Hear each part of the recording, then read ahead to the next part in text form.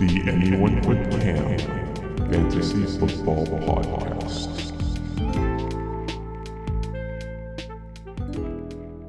Welcome back to Season 2, Episode 3 of the Anyone But Cam Fantasy Football Podcast. I am one of your hosts and one of your commissioners. My name is Frankie, and sitting across the internet from me is Cam. Cam, how's it going? Hooey. So, this last week is probably the most on tilt I've been since I can remember on my fantasy career. It's been pretty wild. Yeah, you went 0-2 this week, at least in the leagues that we're in. I went 1-1. You won in Dynasty? Yeah. Oh, that's right. Well, I don't know why I thought you lost. I was thinking of Dylan. In my home league, though. Okay. I think I might have been thinking of Dylan. Either way, we are big losers this week in the league that actually matters, which is a great feeling. We'll get to some of the reactions from that. Although I will say that I wasn't super annoyed losing this week. I was much more annoyed at the fact that Emmanuel Sanders got that late touchdown and knocked me out of the top 6 scoring for the week. That annoyed me way more than losing. Because I was like, I kind of expected to lose, seeing how much volume Josh Jacobs was getting in that game. But then Emmanuel Sanders got a touchdown for Lassie, and I was so annoyed. But anyways, we will get to that. We'll start off this week going over waivers like usual. We'll do our week in review and our week preview. We're going to do something a little bit different for both of those this time, just trying to see how a new format kind of works out. And then we'll finish it off with a full mailbag. How does that sound to you? Sounds great. Sounds great. Alrighty, so let's start off here with waivers. And actually, how about you? How about you start it off? You got the biggest ticket item of the week, and Marquise Hollywood Brown. Yeah, so, as I said, I've been on tilt because Tyreek went out with injury for like at least a month. And then also Mike Williams, we're hearing, might not be able to play this week. So that's 2 of my top 3 wide receivers just gone. So I originally dropped 3 people from my team and also put Tyreek on IR. So I had just 4 spots to fill, and I needed people that I could actually play. And I just put in 19 waiver bids on just random people that I'd want on my team. But the ones that I really cared about were obviously the big wide receivers like Hollywood Brown, John Ross, and stuff. And I moved around their money so much just based on what people were saying. And I was listening to the podcast, and I know people listen to see if they would recommend people put a lot of money down, because if they did, I'd put even more down. Yeah. But I finally decided that for Hollywood Brown, I just put down $69 for the memes. And it worked out. Yeah, I mean, in one of our group chats, I was tilting in the middle of the week, the middle of Sunday, because I dropped Hollywood Brown leading into the first week, because I still probably like Deebo Samuel more as just from a talent perspective. How was I supposed to know that Marquise Brown was going to do what he did off of 4 catches? And then he was one of my last drafted picks, and all of a sudden he's going for $69 in fab out of our 200 budget. It's quite a bit, and it wasn't even a bad bet. I mean, Dylan bet 65. So, you just barely, you didn't overspend for him. Well, I mean, in my opinion, you overspent for him, but, relative to the other bids, you didn't overspend. So that's it has to feel pretty good. I was willing to pay more money than he was probably worth. But I just didn't want to pay more money than other people would pay. Because, that worked out really well. Yeah, and then you said, the next guy up for you was John Ross, who ends up being taken for, about $28 more than you put it down, about twice your bet, actually, to Jake for $55, just barely outbidding Devin for $3. Another player I think was probably overpaid for, but relative to their bids was paid just the right price. Yeah, must not feel great for Devin, just getting sniped by his rival, Jake Logan. Yeah. And then we'll get to the biggest blunder of the week in terms of wasting fab. You overbid by about $20 for Terry McLaurin though, and this man doesn't even have a profile picture yet. I mean, come on, Cam, what are you doing here? Okay, I honestly think that other people underbid for him, because I wanted him on my team more than Hollywood Brown, but I just thought Hollywood would cost more, which is why I bid more for him. Because I mean, this guy. Yeah. This guy, all the draft podcasts I listen to, because I have nothing else to care about in my life than football. really love, besides Kaylee, of course, who's looking at me right now. Hey, Kaylee. Frankie says hi.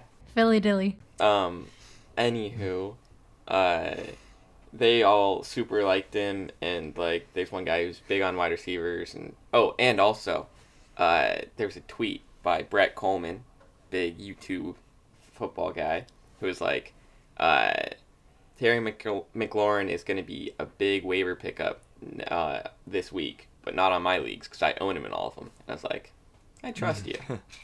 So I went for it. Yeah, I mean, of all the receivers, of these top three receivers, I definitely like Terry McLaurin the most. As you can see, I didn't bid on any three of these because I just figured I wasn't going. There was no point. I just wasn't willing to spend up for what I thought they went for, and I would end up being correct.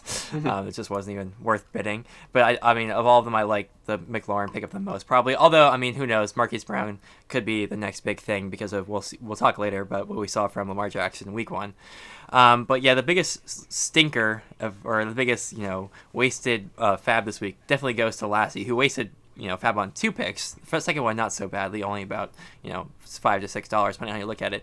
But he wasted $41 on Danny Amendola, who nobody else bid on. I don't really get the ad. I get the ad for under somewhere between $5 to $10. $41 seems just a bit excessive.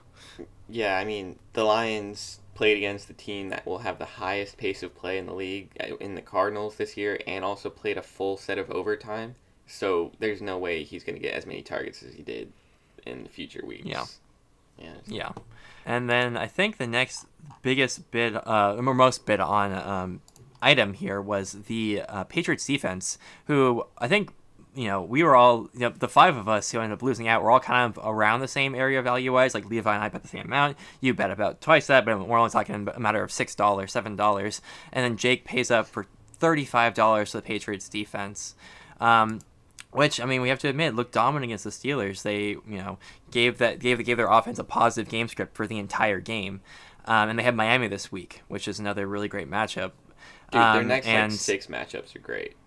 Yeah, that's true. That is true. They have a lot. I mean, so that's why I kind of looked into bidding on them. I don't know. I guess in retrospect, I probably should have. If I were to do this again, I probably would bid somewhere in the 20s range. I don't think I would go up to 35 just because of, you never know. There's defense is so high variance. Mm-hmm. But I don't hate the bid from Jake. Overpaid, but I don't hate it for sure because of they literally do have the first half of the season is good matchups across the board for the Patriots D. Yeah, you're basically just investing to where you won't have to put fab down on other defenses for at least the next half of the season. Yeah. Okay, and we got a couple other guys here. Chris Thompson, he was talking about it quite a bit in the fantasy football community here. Goes to Levi for $28. A bit of an overpay, but I wouldn't say it's anything too excessive here. Dylan putting down $1. I don't know why he ever thought that would go through. That's a little silly.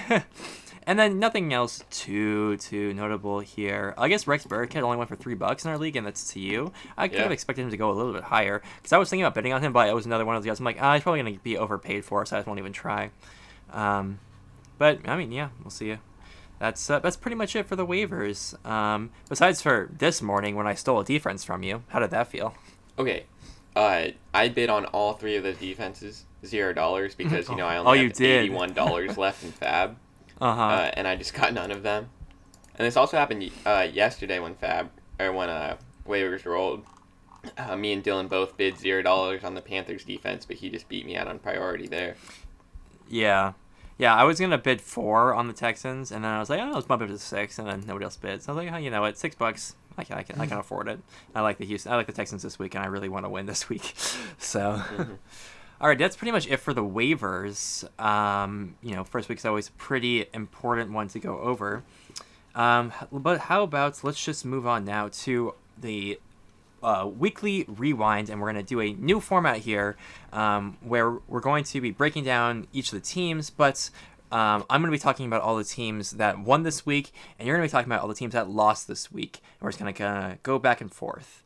And I guess I'll start off first, unless you want to. No, go ahead. Okay, I'll start off first here, and I have Tyler. Some of the takeaways from him, from his team. I would say that both of his running backs looked good. Just watching football, David Montgomery looked like the best wide receiver or the best running back in that backfield, in my opinion. Even though he didn't get the usage, and I think that's just going to continue to increase over the course of the season as he is just a rookie. Chubb looked good, but just didn't have the production that he needs to have. But I do think that Chubb is definitely a dominant running back and will have better days ahead of him. Ty is probably the biggest takeaway besides Ty and TJ actually. Ty shines with the PPR volume and with Beef Brisket throwing him the ball. He was a good wide receiver with Beef Brisket when he started quite a few games in a row, season or two ago. And he's looking dominant here. 9 receptions, 2 touchdowns. Obviously, touchdowns are the hardest thing to predict in fantasy, but I love the 9 targets for them. And then TJ puts up like the best week of all time, I'm pretty sure, fantasy-wise, for a tight end, for a rookie tight end in their first week, which is kind of a very specific thing to accomplish, but it's a great thing nonetheless. Gets 131 yards off of 6 receptions, which is great. Like we said, it's against that Arizona defense, which is sus, and they got a lot of snaps on the Lions offense because of their pace of play as well. But I like to see TJ break the trend going forward, or at least bend the trend of rookie tight ends not being huge pieces in teams for their first season. The only other takeaway here from Tyler's team, besides for a great week from Tyrell Williams, which I saw the comics. I tried to trade for him, just a little behind the curtain there. But his bench has pretty much nothing going for it. Other than that, it's a great week from Tyler, and I think Tyler has a strong team going forward. Yeah, I mean, I said T.J. Hawkinson, because rookie tight ends aren't normally good or productive. He wasn't super worrying to me, but also, he was the highest drafted tight end since the Lions drafted Eric Ebron back in the day. Yep. And they want to use him. It was pretty obvious watching that game that he is going to be a big part of their thing, or part of their plan. So he could be good. I believe in him. But then looking to the loser to this game, myself, the bright spot was definitely Carson Wentz at quarterback. Put up 25 points. That's solid. And then Alvin Kamara and Dalvin Cook both just passed the eye test with flying colors and also produced pretty well. Kamara actually looks like he might have a higher role in that Saints offense than they did last season when Mark Ingram was there, which is great.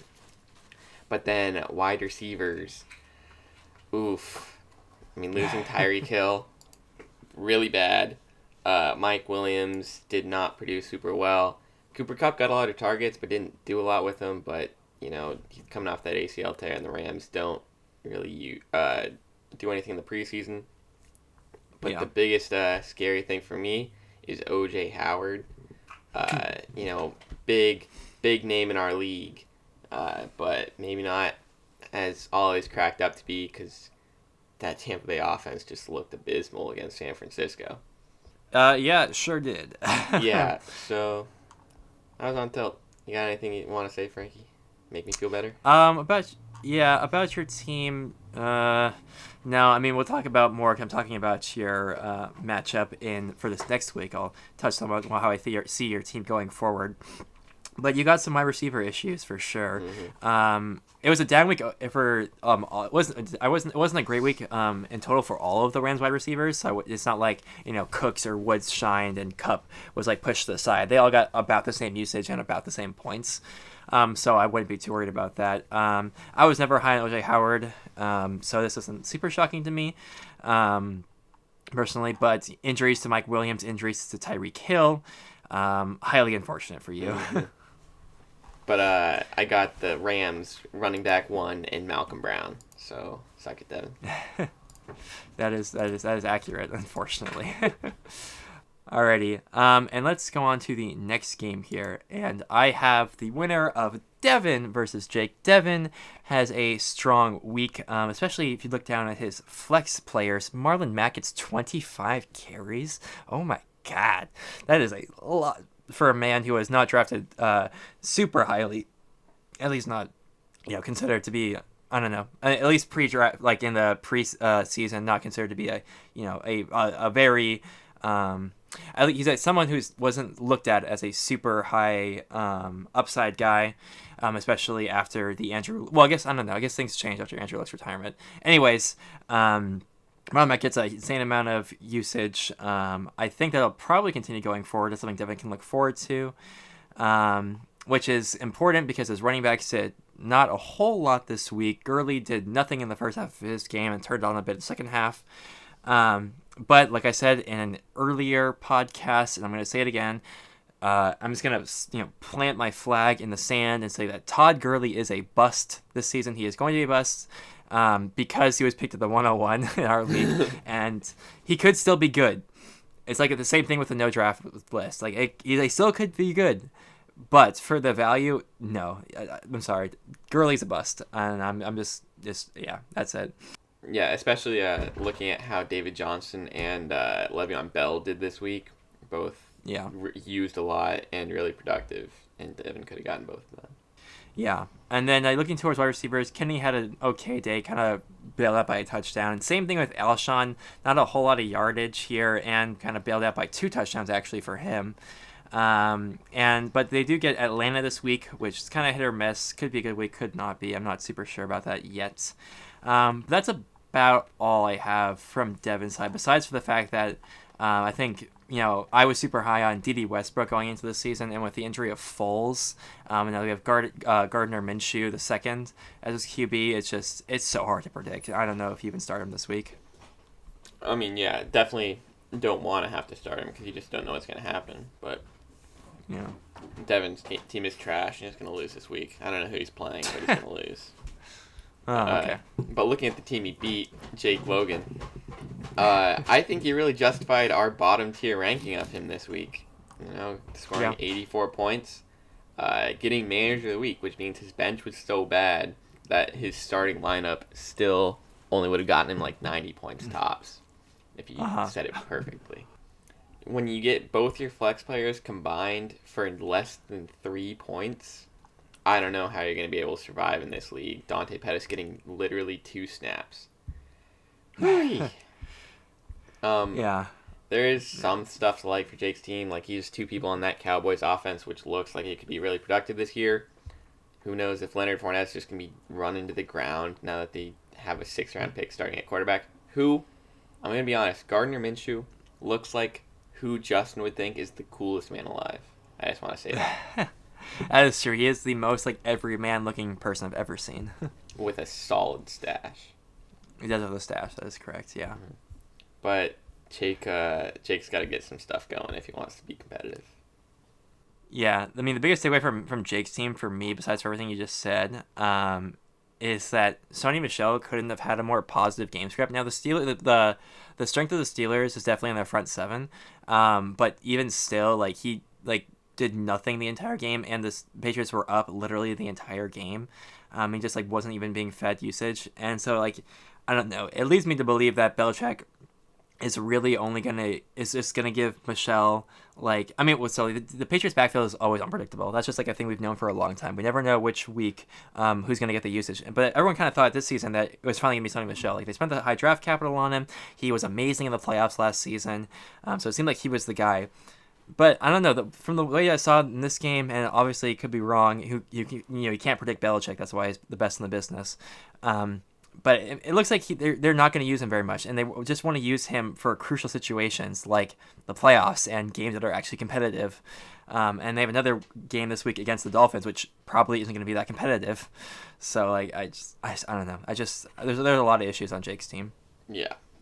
Okay, let's move on. Stop dunking on Jake, and let's go to another winner here, and that is Justin getting revenge on Dylan for the championship game last season, outscoring him by over 60 points. And my biggest takeaway from this game is that Christian McCaffrey is the best player in fantasy, and I will hear nothing to the contrary. And get your Mahomes out of here. Get your Kelce's, your Kittles, Saquon. Christian McCaffrey is the best player in fantasy, and that's it. And it's an amazing thing to have him on your team. But for the rest of his team, Damon Williams looked like about as dominant as I've always thought he is, and that is not that dominant on the ground. Gets bailed out with some passing volume, which is great for him, but he got outgained by Shady, who is, a good running back still, but like if he wants to be the feature back, it's just not going to cut it. And then, like I said, a down week for Brandon Cooks, who was drafted right around Robert Woods for me, and in a lot of leagues was drafted ahead of Robert Woods, and I just didn't understand that. So, I mean, at least in week 1, I'm looking like I had the stronger pick, but obviously that's, it's only 1 week. Jarvis didn't do a whole lot, got some good usage, got some good volume through the air, but nothing amazing here. I guess the other big takeaways would be Mark Ingram, who had a great game against that awful Miami defense, but he was limited. I'm pretty sure he didn't practice Wednesday, or was at least limited in practice. Yeah, limited in practice Wednesday. And the team likes Gus Edwards, so I wouldn't be surprised if they just start using him in the next game and give Mark Ingram all the time he needs to recover. And then the last takeaway is that Justin started the number 1 and number 3 scoring kicker on the week, and that helped him for a healthy 31 points to really push his win over the top here. Yeah, flexing on people with that 2 kicker strategy. Who knows? Maybe we'll see some other people take it up. But if we look at the loser here with Dylan, starting Cam Newton, who got him a whopping 4.36 points. I feel your pain, Dylan. I did the same in Dynasty. But other than that, DeAndre Hopkins is obviously a stud for Dylan's team. Balled out. But then his next 2 best players on his team, I think, in Thielen and Connor, both have some worrying usage going on. Connor didn't play a lot of the game. Like, obviously, it wasn't a good game script for Connor, but still, like, you want to see him in there almost all the time for what kind of capital you spent on him. And then Thielen caught a touchdown, but Kirk Cousins throws 10 passes. That's not the kind of volume you want as your quarterback throwing to your wide receivers. Yeah. I do think Dylan can get a bounce back next week with some better game scripts for some of his players, and George Kittle not having 2 touchdown passes called back. But right. His bench is scaring me, if I'm going to be honest, because he has no backup wide receivers, and his best backup running back, I guess, is Carlos Hyde. Like, nothing there that I'd want to have to play if I was Dylan. And he lost Tevin Coleman, so. Right. Yeah, losing to Tevin Coleman's a pretty big one for me on Dylan's team. Yeah. I mean, I was, like I said, like we know in the draft I was high on both Curtis Samuel and Christian Kirk going into the season, as a lot of people were. Not an unpopular opinion by any means. Mm-hmm. Christian Kirk didn't have a great game. Kind of gets those extra 2 points from a 2-point conversion to make it look like a pretty decent week. Curtis Samuel didn't have a whole lot going for him. For the former champion of the league to have the lowest scoring week in week 1, it shows you the variance of fantasy football. Mm-hmm. Okay, let's now move on to the highest scoring player of the week, and that was Levi, who scored nearly 200 points, easily the highest scoring game in the history of our fantasy league, which, asterisk, we weren't always half-point PPR, and we added a whole other flex position this season, so there is some inflation there, but even so, this week was ridiculous for him. Mm-hmm. Sammy Watkins has the best game of his career fantasy-wise. 3 touchdowns, 42 plus points.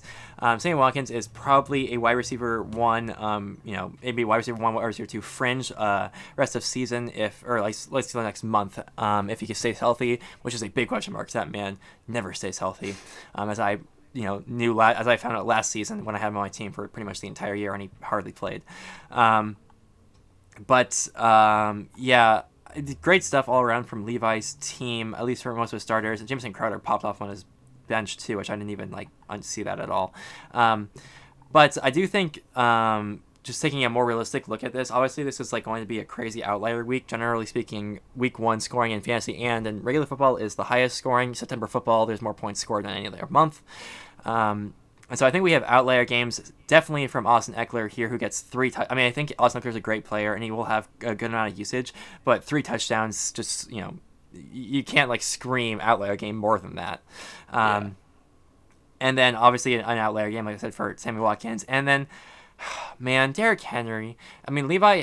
I feel like Derrick Henry is like just a perfect player for Levi's team because he's generally a no RB guy. And then like for whatever reason, whenever Derrick Henry's on Levi's team, he just blows up. It seems like 2 touchdowns this week, which I feel like is another outlier thing, especially the one catch 75-yard receiving touchdown, which really just put it over the top. Yeah. So yeah, like I was saying, like great stuff from a lot of his players. I like to see the usage of MVS over Geronimo, so that's probably a good sign going forward. Well, actually, I don't like to see that because I have Geronimo, but for Levi's sake, I like that.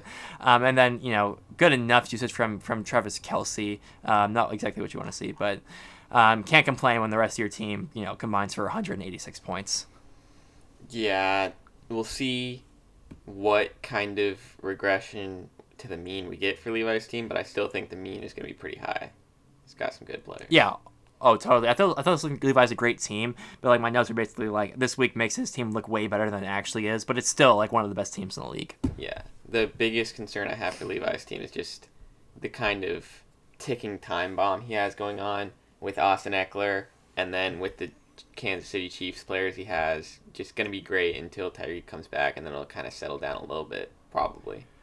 So yeah, maybe if I'm him, I try to deal something now and try and get some more long-term studs based on people that are going to do great short-term. Yeah, would be a good idea. And we saw Deshaun Watson get sacked 6 times against the Saints, and so like who knows how long he's going to stay healthy for. And he plays some savages next week. Okay, and then the person that had the unfortunate pleasure of facing Levi is Greg Bates, nearly scoring 100 points. So, I mean, it's not like he got the second highest score and lost, but, right. For Greg. Looking at his team, though, Chris Carson looks like a stud, like, used in the passing game a lot and gets a lot of volume. Great pick for Greg. But then his other running back, Joe Mixon, in the same game gets injured. He does have his backup on the bench, but it's a little scary for him. And then one of his other high picks, Stephon Diggs, was limited in practice this week, and he generally doesn't do well when he's limited with injuries in practice. But only getting 2 targets is not what you want out of a highly drafted wide receiver. And then Miles Sanders also got a good amount of carries, but wasn't as effective as you'd want him to be. There's some concerns with Greg's team, for sure. But I think if some of that usage and efficiency comes back to what we're kind of expecting it to be preseason, his team could bounce back. Yeah, I definitely see, Greg having better weeks going forward. I mean, I said it in the first podcast of the season, is that his first 3 picks, he picked 3 guys who are injury prone, and 2 of them are already sustained at least some sort of injuries. So, yeah, I mean, if we can get a healthy Joe Mixon, I think this team definitely shapes up. And, I mean, like we said with Thielen, like there just wasn't a whole lot to go around in that Vikings game. Yeah. So we'll have to see how that moves, how that looks going forward. Mm-hmm. Alrighty, second to last matchup. Let's go here to JP versus Lassie, and I have JP, the winner this week, scoring 146.62 points. Oh my goodness. Some positive points for Jake. Is that we had some players just like really, really strong. I mean, Mahomes had a good week. That was to be kind of expected. David Johnson, David Johnson in the entirety of the Cardinals' offense kind of turned on in the second half and ended up salvaging a pretty dang good week for him. I like to see Keenan Allen feasted, and I think will continue to feast now that Mike Williams is down for an injury for an undisclosed amount of time. We don't really know yet. I think Keenan Allen is fringe wide receiver 1 every single week, maybe even like top 10 wide receiver every single week. That's a reality with Mike Williams being out, especially now that we don't. Hunter Henry is down, and Tyrell Williams is playing for the Raiders. Evan Ingram got an amazing amount of usage, over 116 yards in a game against a pretty formidable from front 7 from the Dallas Cowboys, where we had a good amount of dink and dunks for Evan Ingram, but he made the most of it and got a touchdown out of that as well. And I think his usage is going to continue to be that strong because, I mean, you have a rookie quarterback backing up one of the worst starting quarterbacks in the league right now. So it's just reality. And then we noted in one of our chats that Jake clearly didn't listen to the podcast because he didn't start Deshaun Jackson, but it ended up not mattering anyways. But he did score what was it, 31.4 points on his bench. I think Jackson is definitely a great player going forward. My only other takeaway from Jake is that he has some rough matchups in week 2, so I think we're going to see a fair amount of regression from him, but I still do think he is probably an above average team in the league. Yeah, one thing I've noticed looking at his bench is JP, for whatever reason it is good at drafting wide receivers late in the draft. Like last year, he got Tyler Lockett and Djax late, and they're both really good. This year, you got Djax again, Larry Fitzgerald, and DeKalin Metcalf, who all look like they could be solid starters at some point through the season. So, dude's going to have some hard start-sit decisions later in the season. But it'll be good for him, because... Actually, I guess maybe not, because he lost Hunter Henry, and Royce Freeman should not be starting for his team at this point. Just come on, man. That is true. Yeah. Does he have a backup tight end? I didn't even check for that. He does, doesn't he? Oh, yeah. Oh, Evan Ingram's a start. Oh, sorry. Henry was his flex. That's right. And I will say one last note on this team is that we talked last week about, or actually you brought it up, of the Mahomes versus Brady start ended up scoring within 2 points of each other. So that kind of justified your thoughts. Yeah, I mean, because, if either Julian Edelman or Josh Gordon did go off, it would have made Tom Brady be even better. So, Yep. But there we go. Speaking of those players on Lassie's team, our loser, he actually, for losing, has a lot of solid and encouraging stuff on his team. Everyone scored, I'd say, at or above expectation, except for Mike Evans and Aaron Jones, only 2 disappointing players. But Aaron Jones, I mean, that was just a weird game against Chicago. Green Bay wasn't able to ever play their starters in the preseason, but he did get a solid amount of work and usage, which is all you really wanted to see from Aaron Jones in the season, so he could easily bounce back later. And then Mike Evans, we already talked about that Tampa Bay game, just being garbage. There's a little bit to be scared of because he did get out-targeted by Chris Godwin and the same amount of targets as O.J. Howard, so maybe he's not even as good as that. But, I mean, he has Saquon on his team, so come on. Oh, I was gonna say, speaking on Aaron Jones thing, obviously I think it's pretty well documented that starting early to the middle, the first third of last season, I've definitely been an Aaron Jones truther. Didn't get a whole lot going this week, as you said. I don't love this next week against Minnesota. I think it's probably a good matchup against Denver after that, and then two not amazing matchups against Philly and Dallas, and then into Detroit. I think Aaron Jones is a talented player, but I just think I don't know. We're gonna have to. He's gonna have to show me something this week to really believe that he is a startable asset every single week. That's fair. Maybe more of a matchup option flex play. Yeah. Is there anything else there? I mean, if Melvin Gordon does come back and kind of get the usage that we saw him get last season, the team could be scary. But I don't know about that after how Austin Eckler did.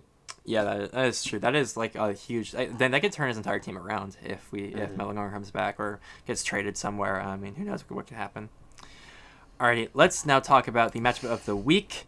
I guess since I have the winners this week, I have to talk about Logan's team. I don't know who made this decision. Obviously some bright spots on the team is running backs looked strong in actual football. I know Bell is getting I believe he's getting an MRI today for a shoulder injury. I mean, I didn't see any hits or how he got injured, but I mean, I don't know. He's never had a shoulder injury before in his career. He's had quite a few different knee and ankle injuries. This is a new one. I'm not super sure. It's just something to monitor for sure. But they both looked dominant. I mean, Le'Veon Bell looked like Le'Veon Bell. Josh Jacobs looked great against the Denver defense. Those are definitely bright spots for his team, as well as Allen Robinson, who looked pretty dang good. 13.7 points in a week where you're playing against your division rival with a quarterback who just didn't perform well at all on pretty much a new offense. But there are definitely some concerns here for Logan's team, considering Vance McDonald got 2 receptions in his game, was pretty much both in garbage time, and so his usage is pretty in question, along with Kenyon Drake, who 4 carries for 12 yards. Are you kidding me? Get out of here. It's so bad.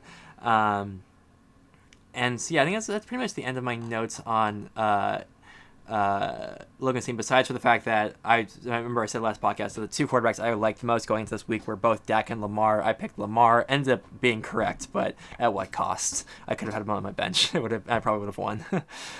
Yeah, I mean, I'm sure after you saw your quarterback going off for 33 points, you're feeling pretty good, but then Dak Prescott just comes right back at you with 33 points. Yeah. Pretty crazy. But looking at your team, last week we did say that we had concerns about your wide receiver matchups and just kind of the timing of everything. And I do think we saw the effect of that with Juju just getting not really shut down by the Patriots defense, but the rest of his team getting shut down, and that means he didn't really get as many opportunities as he should have for like scoring and stuff. Yeah. And then OBJ, I don't know if he was really limited by his kind of hip injury, but the whole Browns offense was kind of like the Steelers. So, I mean, I'm not too concerned about them. I don't know how concerned you are. I'm way less concerned about Juju than I am Beckham, because I think this is the best defense the Steelers are going to play all season, and probably the best cornerback and that he's going to face all season in Stephen Gilmore. Mm-hmm. So to me, this is like, look, I mean, there were a couple. There's like 2 garbage time receptions, but if like 10.8 is like near Juju's floor, I'm feeling pretty good about that. Yeah, but then where I think there are some long-term concerns for your team are in the running back position. I know we had the conversation early in the season that you said Devontae Freeman was pretty much one of the safest running backs you could get as like a running back 1-2 fringe kind of guy. How are you feeling about that now? Where are you at? I mean, the offensive line looked worse than I thought. I still think Devontae is like one of the more talented running backs in the league. Him and Philip Lindsay. I think they're 2 of the most dynamic runners and pass catchers in the league. Next to, I mean, not as good as Le'Veon Bell, but obviously, but like still, I think they're both up there. And it's just that the offensive line for the Falcons is bad, and they were down pretty much the entire game, and then he fumbled, so like he just really was pretty much just benched for Ito Smith, and he's just such a better football player than Ito Smith. So I'm not super worried about that. But I mean, I don't know what to do with Devontae. It's not like I can trade him. I've been trading him at the absolute lowest value possible. Yeah. So I just have to keep him on my team. And it's like, well, do I start somebody over him? It's like, well, we got good matchups this week for both Latavius Murray and Tariq Cohen. But it's like, well, am I starting a backup now? And it's like, and then it's like, okay, well, are my running backs a backup and a running back by committee guy? It's like, man, that is rough. I mean, to me, like Philip Lindsay, I still believe is like Royce Freeman is a good player, but I also like Philip Lindsay a lot more. I think he's just a way more talented athlete, and so I like him to continue to get more and more usage and more of the snap share throughout the season. And like there were so many passes that were thrown to him that were called back on penalty or just thrown behind him. They're just like there was a ton of points left on the field for Philip Lindsay.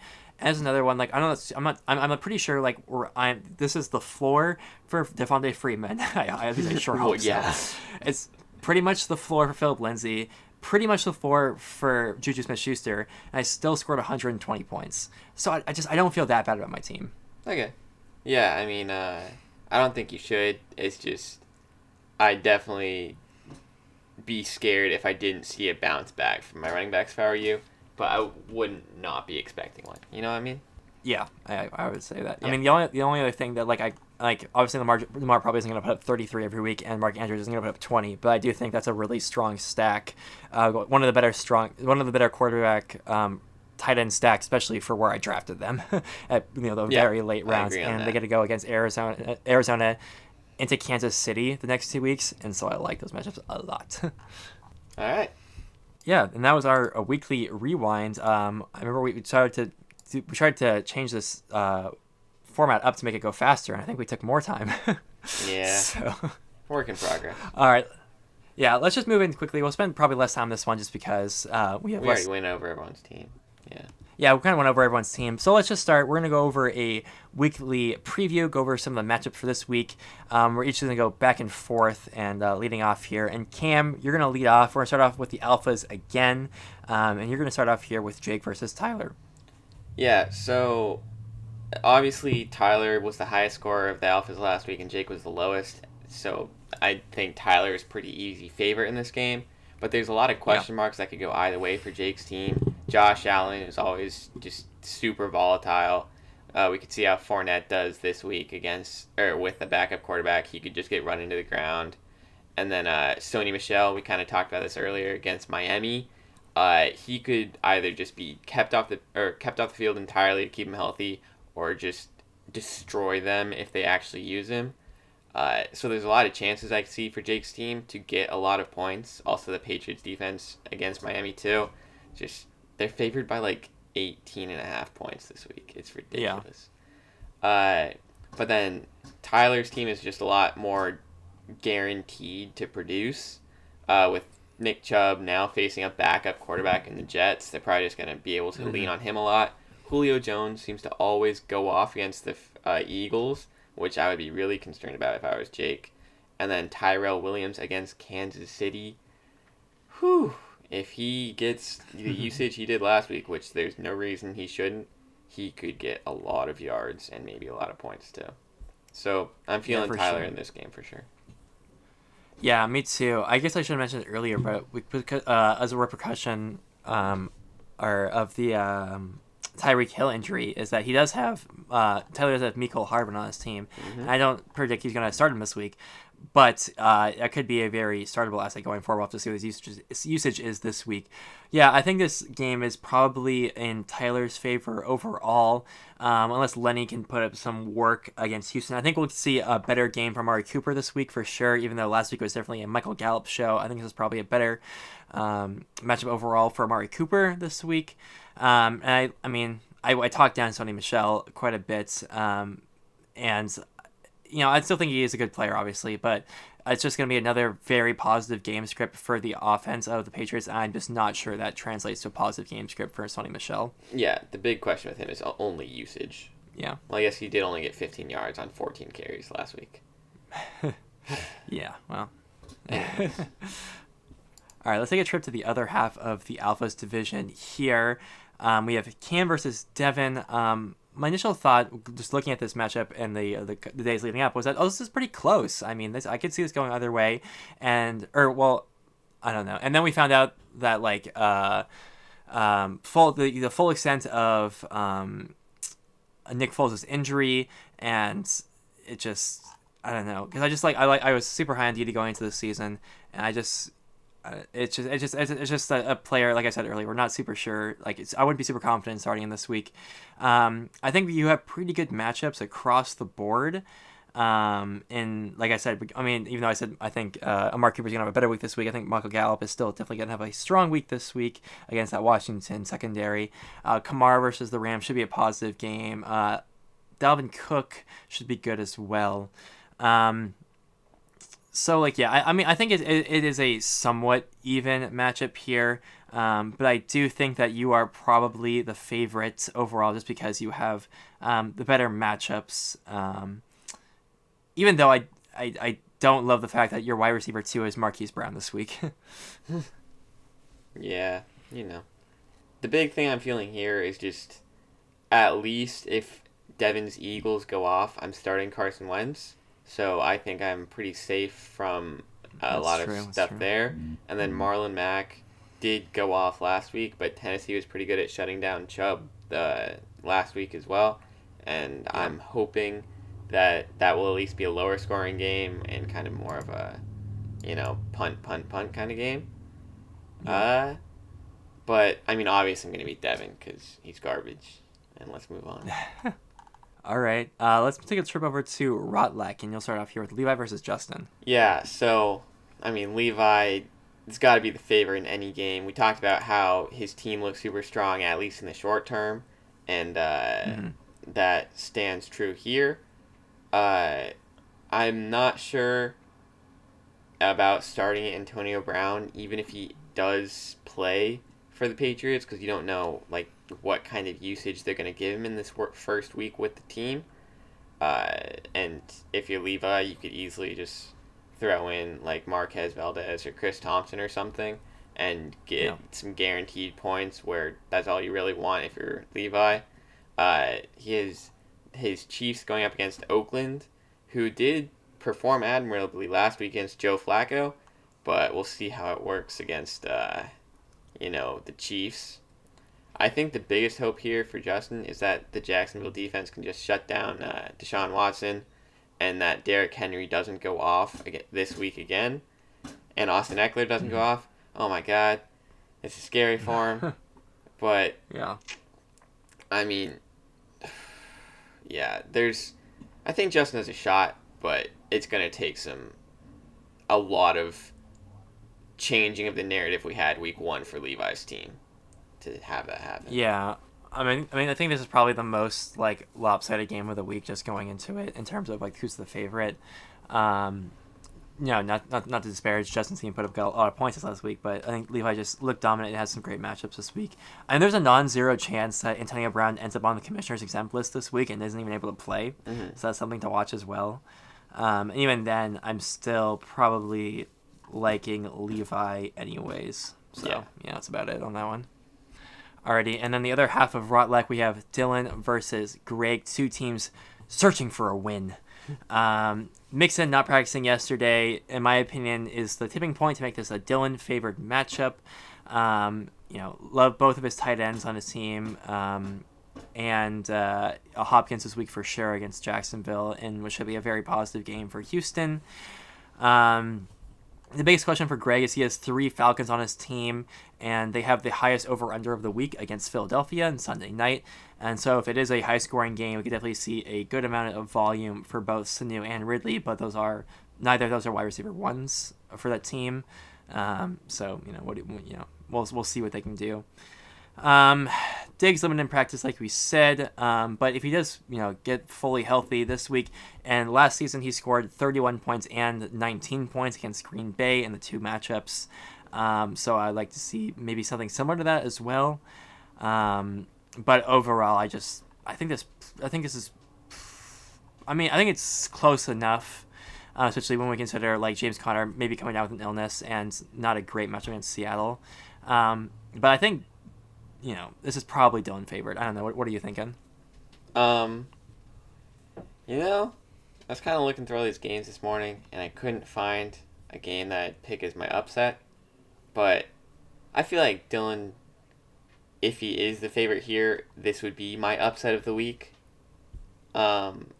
Purely just because Greg has that stack of the Philly players, and I really don't see many matchups for Dylan that I like, besides maybe Darren Waller at versus Kansas City, and then Hopkins. Yeah. Just he'll always be good, but maybe that Jags defense comes back to what we were thinking they might be this season. So, get him, Greg. I'm upset. Louder!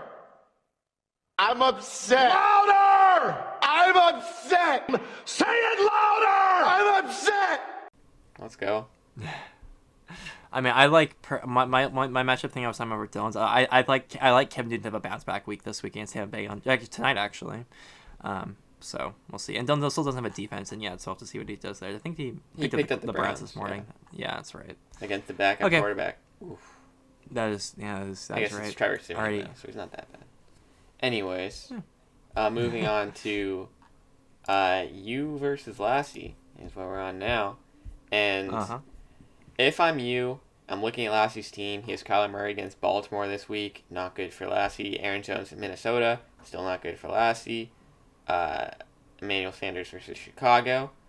Not a lot of great matchups. The only things that really scare me on Lassie's teams are Barkley, obviously, and then the 2 Patriots wide receivers, both playing Miami, which we've talked about a lot. We have no idea how that game can go. New England can win it however they want to. They could play their backups and probably still win.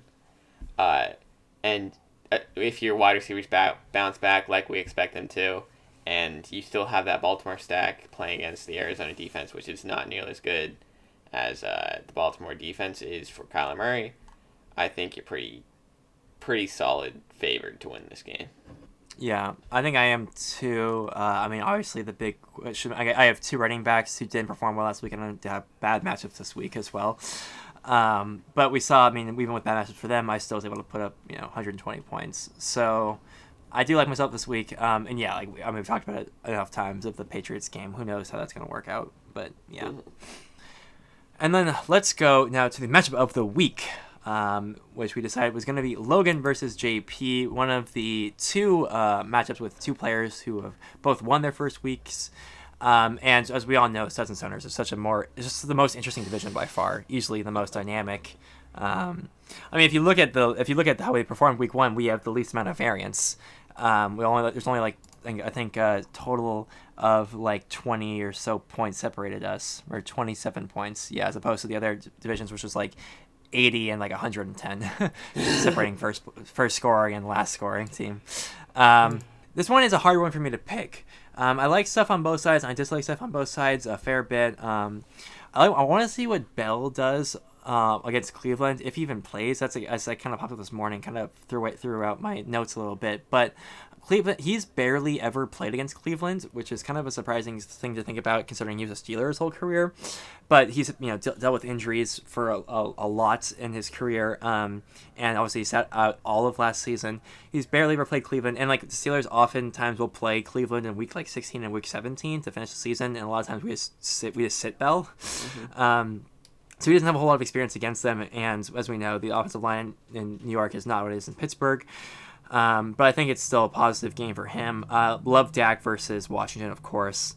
The thing, moving over to JP's side, is that with Joe Hayden probably out this week with a sprained shoulder, rest in peace, Thanos. I like all of the Seattle wide receivers to have good weeks, and DK Metcalf and Tyler Lockett as well. David Johnson against Baltimore might be I think the matchup that might decide both of these games are David Johnson versus Baltimore for JP, and then Josh Jacobs versus Kansas City for Logan there. And also have to see if there is a bounce back week for Devontae Adams, which I am expecting to see a bounce back this week. So overall, I'm going to give the slight edge to Logan. Because I also keep starting Shady, and Shady's getting more work than Damien Williams, so I like that as well. So for the Shady work, the bounce back from Devontae Adams, and what should be a really positive game for Dak Prescott, I'm going to give a slight edge to Logan on this one. Yeah, this is a toss-up, in my opinion. Oh my god. Yeah. For JP, Keenan Allen he lost Hunter Henry from taking targets, and then Mike Williams, we don't really know if he'll take targets yet. And at that point, I don't know if I'm JP if I want Mike Williams to play or not, because if he doesn't, who else does Detroit have to guard besides Keenan Allen? So they could just put everyone on him to shut him down. Yeah. I guess they still have to guard Eckler, but kind of different thing. Yeah. Whew. I feel like I'm with you with Logan, but I would not be surprised in the slightest if Djax has a good game to put JP over the top. Totally. Absolutely. Yeah, that's why this was probably the hardest one for me to pick overall. But yeah, that was our weekly preview. And let's go and finish up here with a mailbag segment. Insert mailbag drop here. Pretty full mailbag this week. We'll start off here with a question from Dylan, who writes in and says, who are the biggest surprises in performance this week from a manager standpoint, and who do you see as the favorite in each division 1 week in? Did you have any managers that surprised you this week? I mean, I feel like the most surprising one would probably be Logan. Actually, no, because he didn't do great starting Kenyon Drake. Yeah. Obviously Levi is the easy pick here, but I don't think, anyone doubted Levi's ability or his brother's ability in fantasy. And all of his start sits were kind of easy to make for him. Uh-huh. I don't know. Not really. Maybe Tyler Walker, because he's a bro. Yeah, I wouldn't say there's any huge surprises. I mean, I was surprised to see how well Justin did overall. But I mean, we knew what his strategy going in, so I wasn't surprised, getting those top end kickers to have a pretty good floor there, and then CMC going off isn't shocking to me by any means. So yeah, I wouldn't say there was any super big standouts. But I guess the next part of the question is, who do you see as the favorites for each division? That's an interesting question. I mean, I think you just have to go ahead and say Levi is the favorite and Rotlack. Yeah. I don't know that we can make much of an argument for that. against it. In terms of the alphas, this one is a bit more of a toss-up. I think it can go really anyway. I mean, the Tyreek Hill injury really bangs your team down. I probably wouldn't consider you because of that. And then, Jake, we've talked enough about Jake's roster. I don't want to like just pick everyone who won week 1, because it's kind of just the obvious thing to do. But I mean, probably Tyler here, just because I'm so down on Gurley. I'd probably go Tyler here, but I think it's probably pretty close as a favorite after week 1 between Tyler and Devin. No, it's a blowout. Tyler's easily the favorite. Oh, okay. Devin's team's trash. Alrighty, and then the Suns and Stoners. I mean, like I said, this division had I was the lowest scorer in it, and I would have been the second highest scorer in the alphas and the third highest in Rotlack. So it's like we're pretty close here. In terms of favorites, I'm just gonna go ahead and say that I think I'm the favorite. Your running backs just are too, I don't know, underwhelming for me to pick you.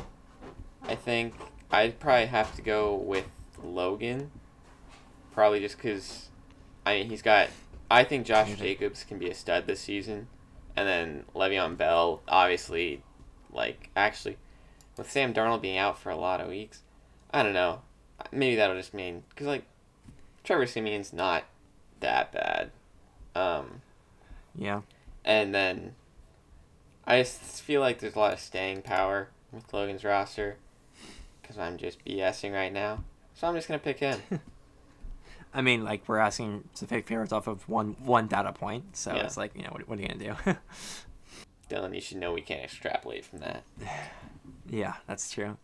All right, we have 2 questions in here from Tyler. Tyler writes in, because Fitzmagic always happens when least expected, are you feeling some Fitzmagic this weekend because the Pats are deemed as the best team in the league and everyone is counting out the Dolphins? Personally, I am not, because of how dominant that defense was last week, and we know their cornerback situation and how good they are. I believe the game in New England. No, That's a it's good in Miami. question. It's in Miami. I'm still not feeling the Fitzmagic this week. What do you think? I mean, New England hasn't won in Miami in the last 2 years. But that streak is ending now because, oh my god, the Dolphins don't even want to win. Are you kidding me? Yeah. I mean, the truth is, they could lose and Fitzmagic could still happen. Fitzmagic could just be for fantasy. Yeah. But yeah, I'm not expecting it, and I think it's right to not expect it personally. But who knows? And if we did expect it, then it wouldn't happen because Fitzmagic only happens when you expect it. I was gonna say, yeah, we call it Fitzmagic for a reason. And the second question from Tyler, he says, after this weekend's matchup, can I call in and discuss my post-matchup with the manager of the week, in quotation marks, which is Jake Logan? And yes, Tyler, if you're listening to this, I would love to have you call in and talk about your matchup with Jake and how that goes out, how that goes. And yeah, we'll try to figure that out logistically. And then finally, we have not a question. So I'm debating whether I should even read it, because, mailbag is for questions. I don't know. What do you think, Cam? Should I read this last one? I'm always one for league involvement and just putting the word out, so let's do it. Well, the thing is, this one was written by was written to me, and it was, addressed manager of the week. And it just says, Tyler's about to get fucked on. And, wow, those are some cutting words. And, I hope his team can back that up. That's all I'm gonna say. That's a big talk from a small team. Thank you all for listening to another episode of Season 2 of the Aaron Bacam Offseason Podcast. I have been Frankie. And I'm about to kill Devin. Literally murder him on the camping trip. Stay away from the water, Devin. It won't be the first time someone has tried to do that. And we will catch you all next week with a recap of Week 2. And I look forward to Week 3. And yeah, all that jazz. We'll see you then. See ya.